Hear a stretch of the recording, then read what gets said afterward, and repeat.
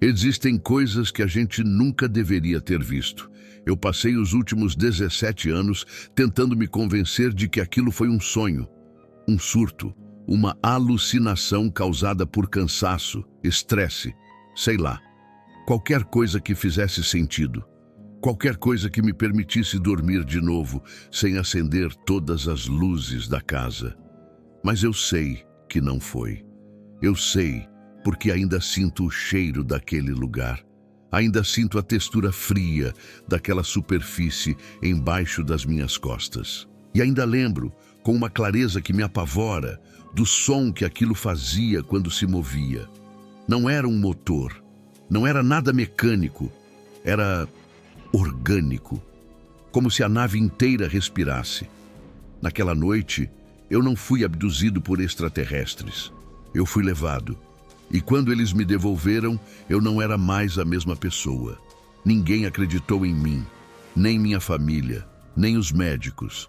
E com o tempo, aprendi que era melhor ficar quieto, fingir que nada tinha acontecido, seguir em frente, como todos diziam que eu deveria fazer. Mas seguir em frente é impossível quando você carrega uma cicatriz que ninguém mais consegue ver. Então hoje, pela primeira vez, eu vou contar o que realmente aconteceu naquela madrugada de agosto de 2008. Não porque eu quero atenção, não porque eu espero que alguém acredite, mas porque guardar isso dentro de mim está me matando aos poucos. E talvez, só talvez, exista alguém por aí que tenha passado pela mesma coisa.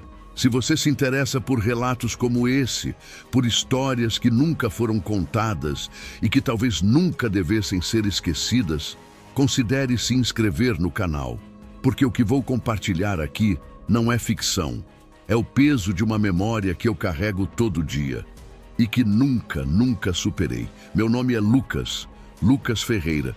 E na época, em 2008, eu tinha 23 anos e trabalhava como auxiliar de manutenção em uma fazenda no interior de Minas Gerais. Era um trabalho simples: consertar cercas, cuidar de equipamentos, ajudar com o gado quando necessário. Nada glamuroso, mas era honesto e me dava tempo para pensar. Eu sempre fui uma pessoa quieta, meio solitária talvez. Não por escolha, mas porque nunca me encaixei muito bem nas conversas da cidade. Enquanto todo mundo falava de futebol, churrascos e fofoca, eu preferia ficar na minha. Lia bastante, ouvia a rádio à noite, gostava de olhar para o céu. Isso é importante, porque eu sempre tive uma fascinação pelo céu. Desde criança, lembro de deitar no quintal da casa dos meus pais e tentar contar estrelas até cansar. Minha mãe dizia que eu era esquisito. Meu pai ria e dizia que eu ia virar astronauta. Nenhum dos dois entendia que aquilo não era sobre profissão. Era sobre pertencimento, talvez. Como se lá em cima houvesse algo que fazia mais sentido do que aqui embaixo. Na fazenda onde eu trabalhava, o céu era ainda mais impressionante. Longe das luzes da cidade, as estrelas pareciam infinitas. Às vezes, depois do expediente, eu ficava sentado na varanda da casa de ferramentas, só observando. Era meu momento de paz. Eu morava sozinho numa casinha nos fundos da propriedade. O dono da fazenda, seu Antônio, era gente boa. Me deu aquele espaço porque sabia que eu não tinha para onde ir. Meus pais tinham falecido num acidente de carro 2 anos antes, e eu não tinha irmãos. A fazenda virou minha vida inteira. Meu trabalho, minha casa, meu refúgio. Era uma vida simples, até monótona, se eu for honesto, mas eu gostava assim. Não tinha grandes ambições, não queria fama, dinheiro ou aventura. Só queria acordar todo dia, fazer meu trabalho, olhar para o céu antes de dormir e sentir que, de alguma forma, estava tudo bem. Mas tudo mudou na noite de 14 de agosto de 2008. E desde então, eu nunca mais consegui olhar para o céu da mesma maneira. Porque agora eu sei. Eu sei que eles estão lá. E pior, eu sei que eles me viram também. Os sinais começaram uns 4 dias antes. Na época, eu não dei importância. Eram coisas pequenas, sutis, O tipo de coisa que você repara, franze a testa por um segundo e depois esquece porque a vida continua. A primeira foi com os animais. Eu estava consertando uma cerca no pasto norte, perto das 6 da tarde, quando percebi que o gado estava estranho. Eles ficavam todos agrupados num canto específico do pasto, longe da cerca que eu estava arrumando. Normalmente o gado se espalha. Pasta tranquilo. Mas naquele dia, todos os 20 e poucos bois estavam juntos parados, olhando na mesma direção, para cima. Achei estranho, mas pensei que talvez fosse um urubu sobrevoando ou uma nuvem escura se formando. Olhei para o céu. Nada. Céu limpo, azul profundo. Nem um pássaro. Mas o gado continuava olhando. Balancei a cabeça e voltei para o trabalho. Eram só animais sendo animais, eu pensei. No dia seguinte, foi o cachorro do seu Antônio. Rex era um vira-lata grande, daqueles que latem para qualquer coisa. Sempre foi bagunceiro, brincalhão. Mas naquela manhã, quando passei pela casa principal para pegar as ferramentas, ele estava encolhido debaixo da varanda, tremendo. Não latiu. Não veio me cumprimentar.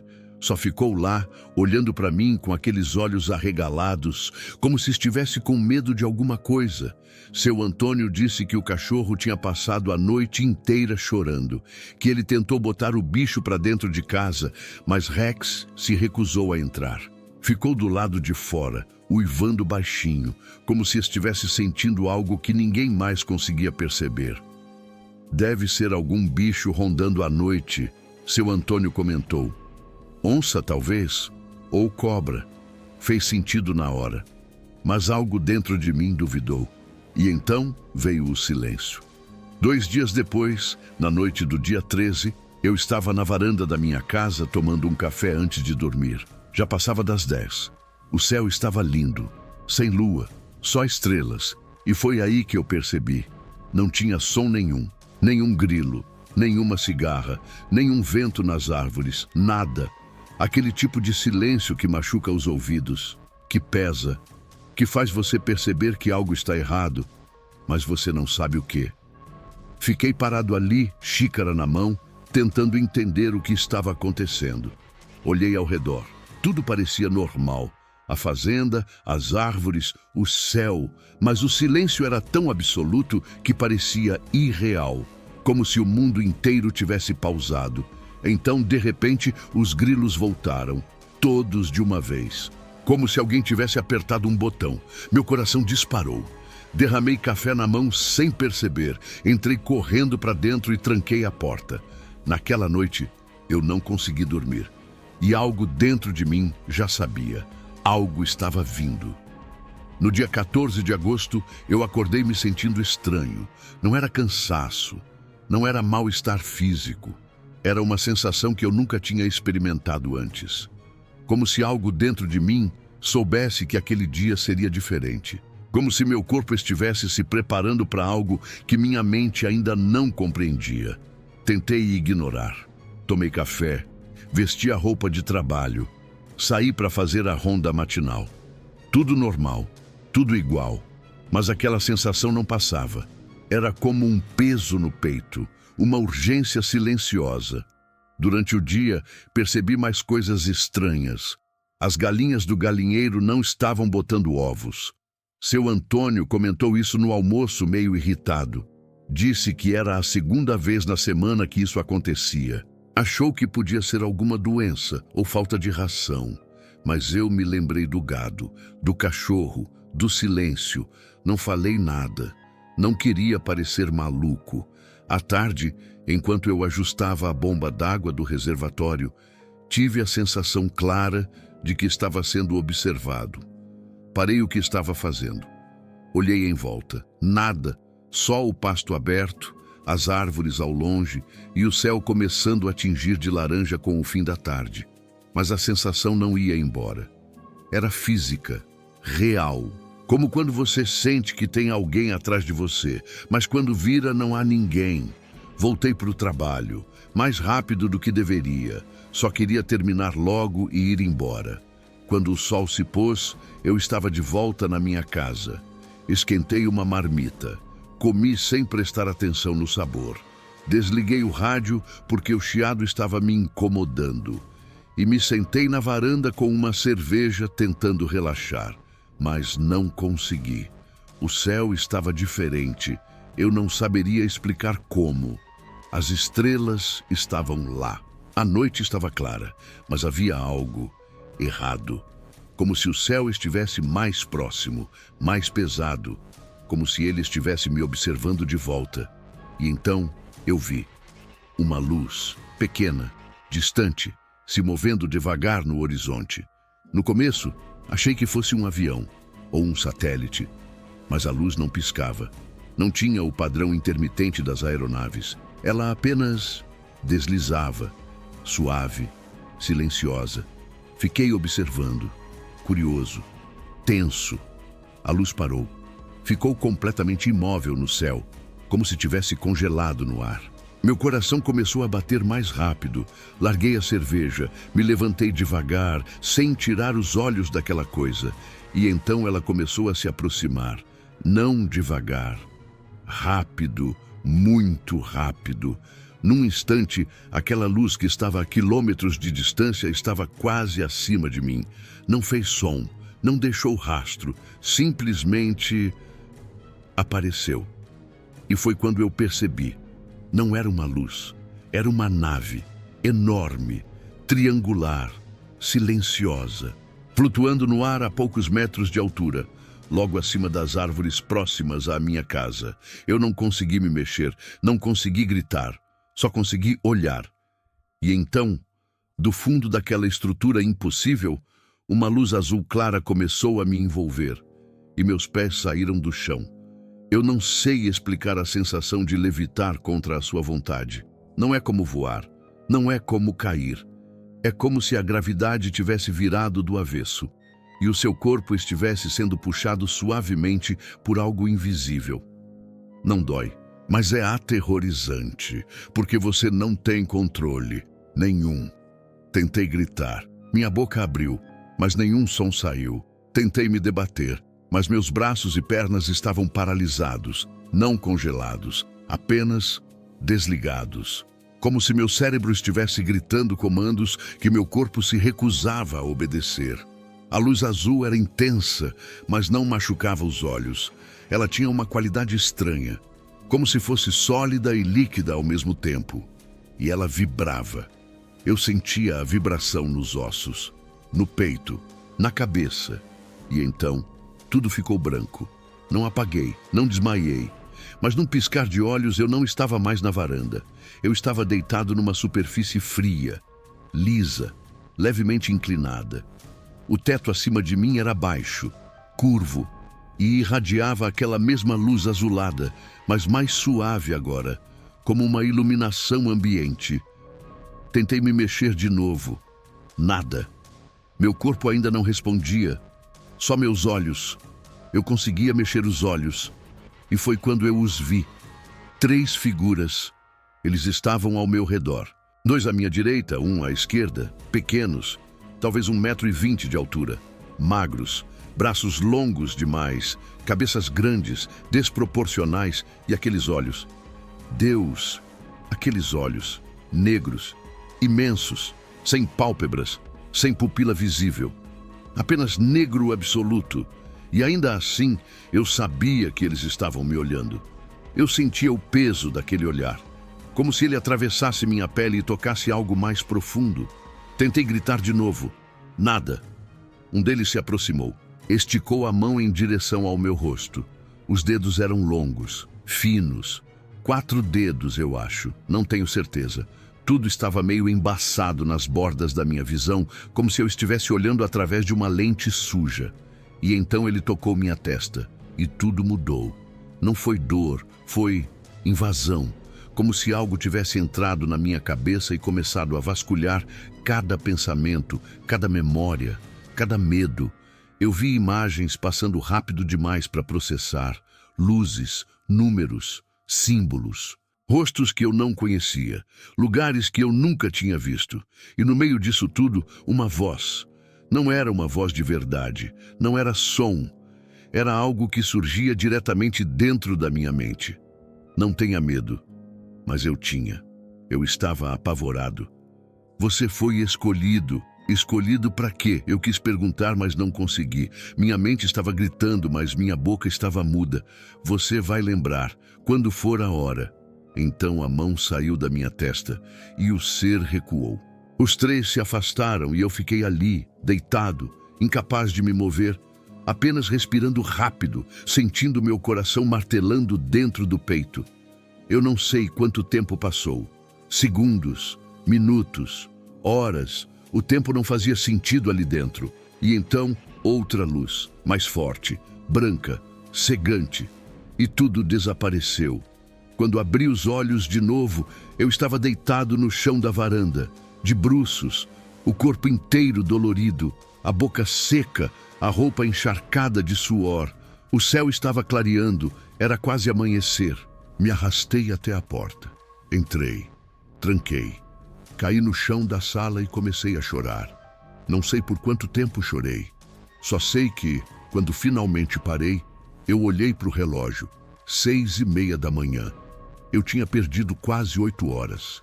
E a última coisa que eu lembrava era de estar segurando uma cerveja na varanda às 10:30 da noite anterior. Nos 2 dias seguintes, eu não saí de casa. Liguei para o seu Antônio dizendo que estava doente. Ele não perguntou muito. Disse para eu descansar e voltar quando melhorasse. Desliguei o telefone e fiquei ali, sentado no sofá, olhando para a parede. Meu corpo doía. Não era uma dor muscular comum. Era algo mais profundo. Como se cada célula do meu corpo tivesse sido pressionada, esticada e recolocada no lugar de qualquer jeito. Minhas articulações estalavam, minhas têmporas latejavam. E eu tinha uma marca pequena, circular, na parte interna do meu braço esquerdo, logo acima do cotovelo. Parecia uma queimadura, mas não era. Não tinha bolha, não descascava. Era só uma marca, perfeitamente redonda, com cerca de 2 centímetros de diâmetro, e no centro dela, 3 pontinhos minúsculos dispostos em triângulo. Eu passei horas olhando para aquilo. Tentei lembrar de quando tinha me machucado. Tentei inventar alguma explicação lógica. Uma queimadura do ferro de solda, um arranhão de cerca, qualquer coisa. Mas eu sabia que aquilo tinha vindo de lá. Durante esses 2 dias, tentei reconstruir a noite na minha cabeça. Tentei me forçar a lembrar de mais detalhes. Mas quanto mais eu tentava, mais confuso ficava. Era como se a memória estivesse coberta por uma película embaçada. Eu lembrava das sensações, do medo, da paralisia, dos olhos negros, mas os detalhes escorregavam. E tinha os sonhos.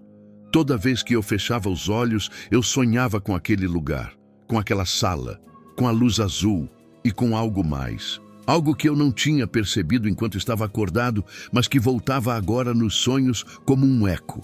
Vozes. Não a voz que tinha falado na minha cabeça. Outras vozes. Múltiplas. Sobrepostas. Falando uma língua que eu não conseguia entender, mas que de alguma forma parecia familiar. Como se meu cérebro soubesse o que aquilo significava, mas minha consciência não conseguisse acessar. Acordava suando, coração acelerado e com a sensação de que alguém ainda estava me observando. No 3º dia, tomei coragem e saí. Não porque eu estava melhor, mas porque ficar dentro de casa estava me enlouquecendo. Precisava ver gente, precisava sentir que o mundo ainda era normal. Fui até a cidade, comprei algumas coisas no mercado. Sentei num boteco e pedi uma cerveja. Tentei agir como se nada tivesse acontecido, mas eu estava diferente. E as pessoas percebiam. O dono do bar me perguntou se eu estava bem. Disse que eu estava pálido, com olheiras, que parecia que eu tinha visto um fantasma. Eu ri. Forcei uma risada. Disse que era só cansaço. Mas a palavra fantasma ecoou na minha cabeça o dia inteiro, porque o que eu tinha visto era pior que um fantasma. Fantasmas pertencem ao nosso mundo, às nossas lendas, às nossas histórias. O que eu tinha visto não pertencia a lugar nenhum que eu conhecia. E a pior parte, Eu sabia que eles ainda estavam lá em cima, observando, esperando, e que, de alguma forma, eles não tinham terminado comigo. Uma semana depois, eles apareceram. Eu estava na fazenda, consertando o motor do trator, quando vi um carro subindo pela estrada de terra. Um sedã preto, limpo demais para estar numa estrada de fazenda. Vidros escuros, sem placa da frente visível. Meu estômago se apertou. O carro parou perto da casa principal. 2 homens desceram, ternos escuros, óculos de sol. Mesmo com o dia nublado, eles não pareciam vendedores, não pareciam fiscais, pareciam militares, ou algo pior. Seu Antônio saiu para recebê-los. Conversaram por alguns minutos. Não consegui ouvir o que diziam, mas vi quando um dos homens apontou na minha direção. Meu sangue gelou. Seu Antônio olhou para mim. Acenou para que eu me aproximasse. Larguei a ferramenta. Limpei as mãos no pano. Caminhei até eles com as pernas tensas. Cada passo parecia pesar mais. Quando cheguei perto, um dos homens estendeu a mão. Lucas Ferreira? Assenti. Não apertei a mão. Precisamos fazer algumas perguntas. A voz dele era seca, sem emoção, como se ele tivesse repetido aquela frase 1000 vezes antes. Sobre o quê? Perguntei, tentando parecer calmo. Sobre a noite de 14 de agosto. O chão pareceu sumir debaixo dos meus pés. Eu não tinha contado para ninguém. Ninguém. Como eles sabiam? O segundo homem, que até então não tinha falado, tirou um caderninho do bolso. Houve relatos de atividade aérea incomum na região naquela noite. Luzes, movimentos não identificados. Você viu algo? Minha garganta estava seca. Não vi nada. Menti. E eles sabiam que eu estava mentindo. Eu vi nos olhos deles. Ou melhor, eu senti. Porque os óculos escuros escondiam qualquer expressão. Tem certeza? Insistiu o primeiro. Tenho. Silêncio. Eles se entreolharam. Então o segundo homem guardou o caderninho e deu um passo à frente. Ficou perto demais, invadindo meu espaço. Senhor Ferreira, é do seu interesse cooperar. Fenômenos como esses podem gerar pânico desnecessário se mal interpretados. Entende? Não era uma pergunta, era uma ordem disfarçada. Eu entendo, respondi, segurando o olhar dele, mesmo sem ver seus olhos. Ele sorriu. Mas não foi um sorriso amigável. Foi o tipo de sorriso que diz: nós sabemos onde você mora. Ótimo. Caso lembre de algo relevante, entre em contato. Ele me entregou um cartão, branco, sem logo. Apenas um número de telefone impresso no centro. Peguei o cartão. Minha mão tremia levemente. Os 2 voltaram para o carro. Entraram. E foram embora sem dizer mais nada. A poeira levantada pelas rodas ficou suspensa no ar por um tempo, e eu fiquei ali, parado, segurando aquele cartão como se ele fosse uma ameaça física. Seu Antônio se aproximou. Que diabo foi isso? Não sei. Menti de novo. Ele franziu a testa. Ia perguntar mais alguma coisa, mas eu me virei e voltei para o trator. Naquela noite, queimei o cartão, mas o recado tinha sido dado. Eles sabiam. E se eu abrisse a boca, haveria consequências. A partir dali, decidi que ia guardar aquilo para sempre. Ia enterrar a verdade tão fundo que nem eu mesmo conseguiria alcançá-la. Mas a verdade tem um jeito de voltar à superfície. Sempre tem. Passaram-se meses, depois anos. Eu continuei trabalhando na fazenda. Continuei vivendo na mesma casinha. Continuei fingindo que tudo estava normal. E com o tempo, a vida de fato voltou a ter uma rotina. O trabalho, as refeições, o silêncio. Mas algo dentro de mim tinha quebrado naquela noite e nunca se consertou. Comecei a ter problemas para dormir. Não era insônia comum, era medo. Medo de fechar os olhos e voltar para aquele lugar. Medo de acordar flutuando de novo. Medo de que eles viessem me buscar outra vez. Toda noite, antes de deitar, eu trancava todas as portas, fechava todas as janelas, mesmo no calor sufocante do verão, e deixava as luzes acesas, sempre, Seu Antônio comentou algumas vezes sobre a conta de luz. Eu inventei desculpas. Disse que tinha medo de escuro desde criança.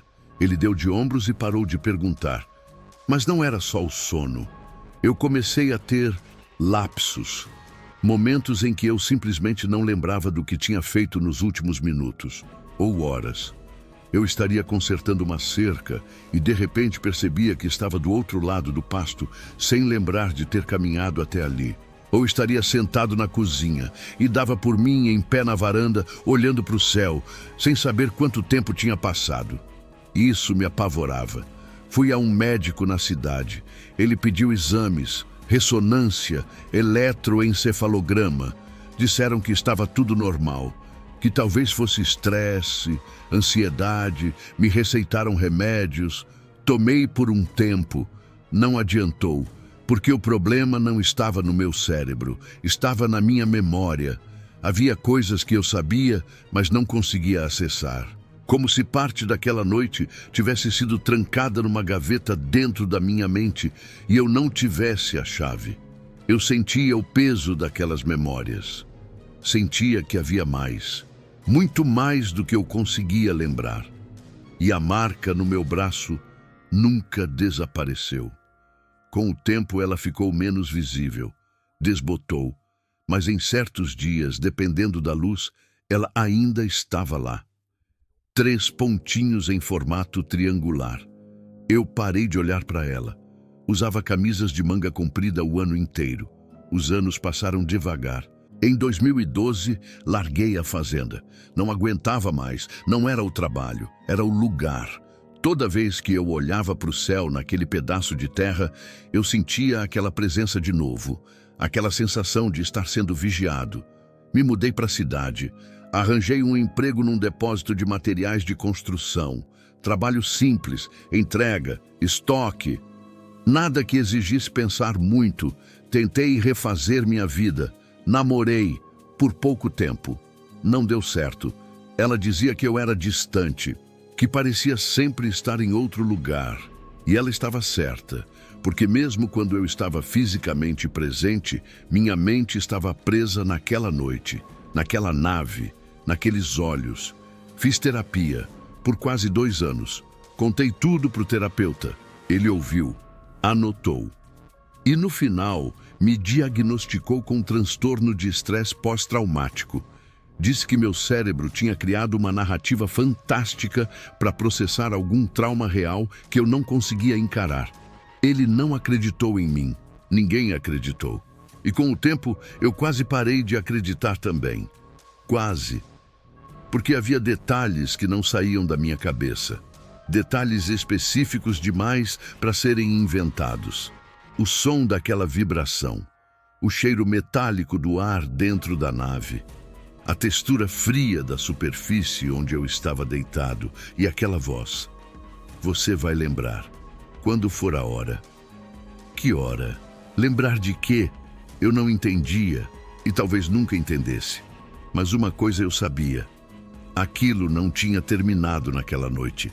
Eles tinham feito algo comigo, algo que eu ainda não conseguia compreender. Hoje, em 2026, eu tenho 41 anos.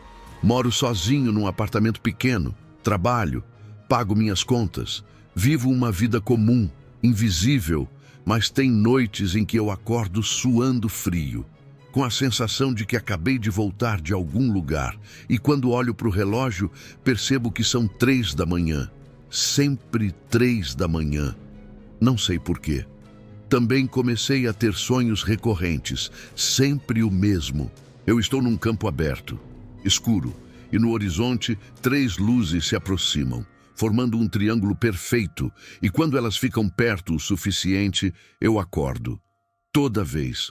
Nunca vejo o que acontece depois, e isso me corrói.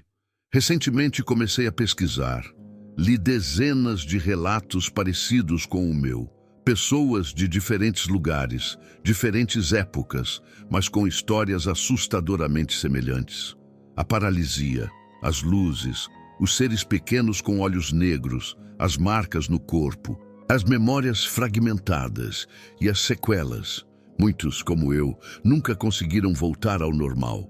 Alguns desenvolveram habilidades estranhas, intuições, sonhos premonitórios, sensibilidade a campos eletromagnéticos. Outros simplesmente enlouqueceram. Eu ainda não sei em qual grupo eu me encaixo, mas tem algo que me assusta mais do que tudo. Há 3 meses, recebi uma carta, sem remetente, sem carimbo dos correios. Alguém colocou aquilo debaixo da minha porta. Dentro, havia apenas uma foto. Uma foto aérea da fazenda onde eu trabalhava, tirada de cima, de muito alto. E no canto inferior direito da imagem havia um círculo vermelho, marcando exatamente o lugar onde ficava minha antiga casa. Nada mais, nenhuma mensagem, nenhuma explicação, só aquela foto. Queimei ela no mesmo dia, mas o recado foi claro. Eles sabem onde eu estive e sabem onde eu estou. Desde então, tenho a sensação constante de que algo está para acontecer. Não sei o quê, não sei quando, mas sinto, no fundo do peito, como uma contagem regressiva, silenciosa. Aquela voz na minha cabeça, há 17 anos, disse que eu ia lembrar quando fosse a hora. E eu tenho medo de que essa hora esteja chegando. Às vezes, eu me pergunto se deveria ter contado tudo desde o começo. Se deveria ter ignorado os homens de terno, se deveria ter gritado, denunciado, procurado alguém que acreditasse, mas no fundo, eu sei que não teria adiantado. Porque isso é maior do que eu, maior do que qualquer um de nós. Eles estão aí, lá em cima, fazendo o que fazem há séculos, talvez, observando, estudando, pegando quem eles querem, quando querem, e ninguém pode impedi-los. Eu não sei por que fui escolhido, não sei o que eles querem de mim, mas sei que essa história não acabou naquela noite de agosto. Ela ainda está acontecendo, e talvez em breve eu descubra o porquê. Ou talvez eu nunca descubra. Talvez eu passe o resto da minha vida olhando para o céu, esperando por respostas que nunca vão vir, e carregando esse peso sozinho, para sempre. Porque algumas coisas a gente nunca supera, a gente só aprende a viver com elas. Eu sei que muitos de vocês vão duvidar do que acabei de contar, e tudo bem, eu também duvidaria se estivesse no lugar de vocês. Mas para aqueles que ficaram até aqui, que sentiram algo diferente ao ouvir esse relato, eu quero fazer uma pergunta. E se isso não fosse só comigo? E se houvesse outras pessoas, nesse exato momento, carregando o mesmo peso, as mesmas memórias fragmentadas, as mesmas marcas invisíveis? Se você já passou por algo parecido, se já viu luzes no céu que não fazem sentido, se já acordou sem lembrar de horas inteiras da sua vida, se já sentiu aquela presença observando você do escuro, deixe um comentário. Pode ser anônimo, pode ser vago, não importa. Só deixe eu saber que não estou sozinho nisso, porque esse é o verdadeiro peso de uma abdução. Não é o medo, não é a confusão, não é nem a falta de respostas. É o isolamento. É saber que você viveu algo real, mas que ninguém ao seu redor consegue compreender. Se você gostou desse relato, ou se ele te fez pensar, deixa um like, se inscreve no canal, ativa o sininho, porque eu pretendo trazer mais histórias como essa, histórias que ninguém quer ouvir, histórias que precisam ser contadas. E quem sabe, algum dia, eu volte aqui para contar o resto. Porque, como eu disse lá no começo, essa história não acabou, ela só está pausada. E quando ela continuar, eu prometo que vocês vão ser os primeiros a saber. Obrigado por me ouvir. E se cuidem, principalmente à noite, quando o céu está limpo demais e o silêncio pesa demais.